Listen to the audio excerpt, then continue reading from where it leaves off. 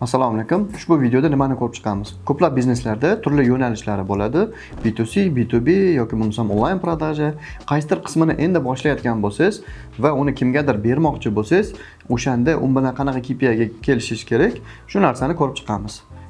Buni misolida hozir bitta ishlab chiqarish va ishlab chiqarishda asosiy yo'nalishi bu B2B prodaja. Ya'ni optim sotadi, lekin ularning bir qismi B2C ham sotadi, ya'ni oxirgi mijozlarga ham sotadi. Va buni endi boshlayotgan bo'lsa, qanaqa qilib unga o'sha sohani boshqarayotgan odamga KPI qo'yish kerak? Bu narsani hozir kelishib siz bilan ko'rib chiqamiz. Demak, birinchi navbatda nima qilamiz? Aynan o'sha sohani alohida ajratishni o'rgatishimiz kerak va uni alohida nima qilishimiz kerak? Biznes sifatida ko'rishimiz kerak. Bitta tovaringizni ishlab chiqarayotganingizda sizda nima bo'ladi? Ishlab chiqarish narxi bor, ya'ni ishlab chiqarishdan optim narxingiz bor va optim narxdan nima qilasiz?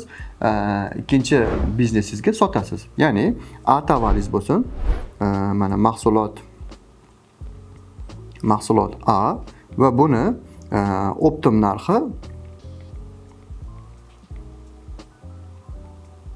narxi aytaylik $100. $100. Endi siz buni nima qilasiz? $100 dan ikkinchi joyga sotasiz. Qanaqa sxemada ishlaydi? Demak, mana bu sizning ishlab chiqarishingiz. Hop. Mana joydan tuturlar chiqib turibdi, sizda ishlayapti va bu ishlab chiqarish. Ishlab chiqarishdan siz buni ikkinchi qismga o'tkazasiz, xuddiki bu bitta mijoz va bu mijozingizning nomi B2C. B2C deyiladi va buni sotamiz. Demak, biz buni optim narxida sotdik, $100 bilan bu yoqqa qabul qildik. Bitta mahsulotingiz demak $100 bilan kirdi. Endi bizda nima qilishimiz kerak? B2C ni o'zini foydasini qo'yishimiz kerak va undan tashqari keyin uni sotishimiz kerak. Lekin bu joyda xarajatlar ko'p holatlarda qanaqa hisoblanadi bilinmaydi. Men hozir hisoblaydigan variant bu aynan ishlab chiqarishchi o'zida qaysidir qismini showroom qilib qo'yishadi. O'sha showroomni ham hisobini olamiz.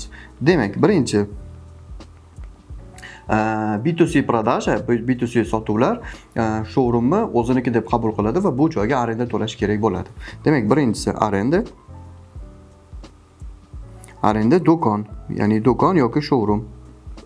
Bu arendani kimga to'laydi desa, ishlab chiqarish biznesiga to'laydi. Bu alohida biznes ikkinchi qismga to'laydi. Ya'ni bu o'rtacha aytaylik, har xil zonalarda har xil bo'ladi. 100 metr kvadrat bo'ladigan bo'lsa va unga aytaylik $5 dan to'layotgan bo'lsak, $500 bo'lmasa 200 metr kvadrat bo'lsa, demak $1000 bo'ladi. Keling siz bilan buni $1000 deb hisoblaymiz. $1000 bu arendaga to'lash kerak bo'lgan narsa. Endi ikkinchi narsa bu aynan shu B2C ga ishlaydigan xodimlar. Oyliklar deymiz. Agar hozircha bitta xodim ishlayotgan bo'lsa, ana o'sha xodimni oyligini yozamiz. Aytaylik, ular hozirgi nominal holatda $300 oylik olyapti. $300 olyapti. Plus bo'lishi mumkin sizda agar hozir bo'lmasa keyinchalik qo'shishingiz mumkin. Aynan o'sha B2C yo'nalishi o'zini javob beradigan odamning oyligi ham bor. Demak, CEO deymiz. CEO B2C nima qilamiz? U olyapti $500. Endi bundan keyingi asosiy xarajatlardan bittasi bu marketingga ishlatilayotgan pullar. Agar biz marketingda, ya'ni o'sha targetingmi, SMMdami bo'ladigan bo'lsa va umumiy jarayonlarni, ya'ni umumiy kompaniyani yurg'izayotgan bo'lsak, u bilan kelishasiz va qaysidir qismini B2C ga o'tkazish kerak bo'ladi. Chunki siz reklama qilganingizda baribir dona oluvchilar sizga murojaat qiladi va bunda sizni o'sha B2C yo'nalishingiz ham nima qiladi? Foyda ko'radi. Agar siz ko'proq B2C holatda B2C yo'nalishida reklama qilayotgan bo'lsangiz, u holatda siz kattaroq qismini nimaga berasiz? B2C ni bo'yniga qo'yasiz. Aytaylik, siz bir oyda marketing xarajatlaringiz, SMM komanda, targeting hammasi bilan $1000 bo'layotgan bo'lsa, agar siz bunda ko'proq B2C ni yo'naltirayotgan bo'lsangiz, 70%ni, 80%ni, 60%ni kelishuvga qarab, men hozirgi holatda 50%ni olaman va 50%i aytaylik $500, ya'ni $1000 yarmini B2C ni bo'yniga qo'yaman. Demak, $500 bunda ham xarajat bor. Undan tashqari, beshinchi narsa bu o'sha bo'limda ishlaydigan xodimlarning bonuslari bo'lishi mumkin. Bonuslar o'zgaruvchan. Shuning uchun buni nima qilamiz? Qandaydir protsentda yozib qo'ysa bo'ladi. Aytaylik, umumiy prodajadan 5% oladi ular.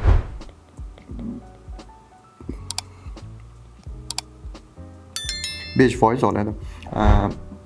Bundan tashqari nima bor? Xarajatlari bor, demak logistika.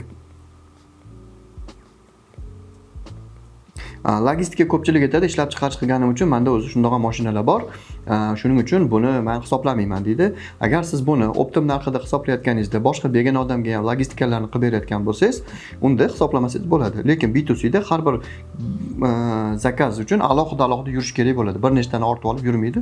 Shuning uchun buni to'g'ri hisob qilasiz.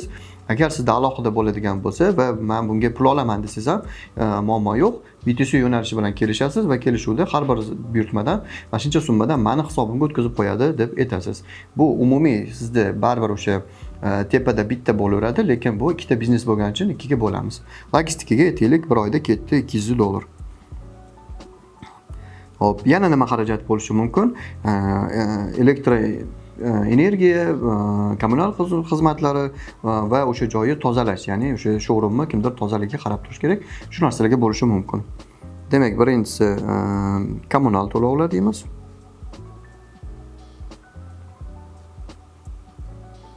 Kommunal aytaylik unga $100 atrofida ketdi. Hammasi ichida deb hisoblaymiz va 8-inchisi tozalik. Bunga ham $100 hisoblaymiz va undan keyingisi sizda nima bo'ladi? Xarajatlaringizda bo'ladi. Internet va o'sha joydagi xodimlarni mobil telefonlarini xarajatlari, ya'ni oylik to'lovlari va hokazo. Bularni ham umumiy qilib yozaman. Internet va aloqa deb yozib qo'yaman. Bunga ham $100 ketadi deb hisoblaymiz. Va sizda demak xarajatlar chiqib kelyapti. Nima? Umumiy xarajatlarni hisoblaydigan bo'lsak, tepadagi 1000, 1800, tak, $2300. Hop, 2300 dan keyin 2500, hop, yana 300 ga qo'shsak 2800. 2800 doimiy xarajatlar va plus 5%. Aytaylik siz o'sha joydan $100 narsadan umumiy $100 narsani sotdingiz. Mana tepada bizda optim narx edi va biz buni sotishda qo'ydik $150 dan deb. $150 sotdik va aytaylik 100 dona sotdik. Agar biz 100 dona sotadigan bo'lsak, $150 dan $100 bu tannarxga chiqib ketadi va bizda qancha summa qoladi? $5000 pul qoladi. $5000 pul tushdi va bundan nimasini olib tashlaymiz? Qolgan summadan 5% ni chiqarib yuboramiz. Nimaga? Bonuslarga. Demak, bizda hozirgi holatda, mana shu holatda bo'ladigan bo'lsa, $5000 dan ayirib tashlaymiz birinchi 5%. Tak, bunday bo'ladi. Tak. Demak, $250 bonuslarga chiqib ketadi. $250 bonuslarga chiqib ketadi bu joydan va qolgan summalar hammasi o'z holatida ketadi. Demak, $1000. Bularning hammasini bitta-bitta nima qilib chiqamiz? Ayirib chiqamiz. Demak, bo'ladi. $5000 dan ayiramiz 2800 ni va undan tashqari ayiramiz mana $250 bonusni. Bizda qoladi. Bunda qancha qoladi? Tak. Umumiy holatda demak bo'ladi bu $3050. Demak, $1950 nima qoladi? Bonus qoladi va bu bonus qolgan oxirgi summa qoladi, toza foyda. Buni nima qilamiz? Kelishamizda mana shuni qanchadir qismini CEO ga berishni gaplashamiz. Kimdadir bo'lishi mumkin 10%, kimdadir 15%, kimdadir 20%. Va umuman farqi yo'q. Bu kelishuv sizga bog'liq, qanaqa kelishingizga bog'liq. Va shuni aytasiz, masalan, mana shu holatda aytadigan bo'lsak, 20% ni beraman desangiz, bu qancha bo'ladi? 20% degani tak $390. Demak, 20%. Mana shu summa bu CEO uchun yoki o'sha yo'nalishga qaraydigan uchun bonus bo'ladi va uni mana bu joyda nimasi bor? Oyligi bor. Bu ikkalasini qo'shiladi-da, mana shundoq qo'shilganda umumiy chiqadi $890 umumiy oladi. Shu bilan qilasiz. Qanaqadir xarajatlar ko'payadigan bo'lsa, boshqa bo'lsa, bu narsaga CEO o'z-o'zidan javobgarlikka qo'shilib qoladi. Shuning uchun ularni nima qiladi? Maksimum kichaytirishga harakat qiladi. qaysi joyga foydali ketyapti, foydali ketmayapti, bu narsalarni doim qarab turishga nima qiladi, harakat qiladi. Bu protsentlar hamma joyda har xil, xohlagancha gaplashsangiz bo'ladi. Xohlasangiz 10%, xohlasangiz katta summalar bo'ladigan bo'lsa 5% va hokazo. Umumiy olganda struktura xuddi shunaqa holatda ishlaydi va siz buni o'zingizning biznesingizda turli yo'nalishlarga qilib ko'rsangiz bo'ladi. Bu bo'lishi mumkin yangi produktga, bu bo'lishi mumkin onlayn biznes, ya'ni onlayn sotuvlaringizga, bu bo'lishi mumkin B2C ga, bu bo'lishi mumkin eksportga, xohlagan qismiga shunaqa alohida ajratib olib turib, biznes sifatida ko'rib buni tatbiq qilsangiz bo'ladi.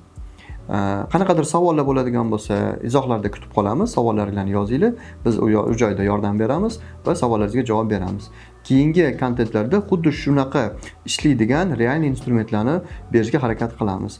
Biz sizdan so'raydigan narsamiz, o'zingiz fikringizni yozing, like qoldirib keting va kanalimizga qo'shilib oling. Hali ko'p foydali videolar bo'ladi. Rahmat, salomat bo'ling.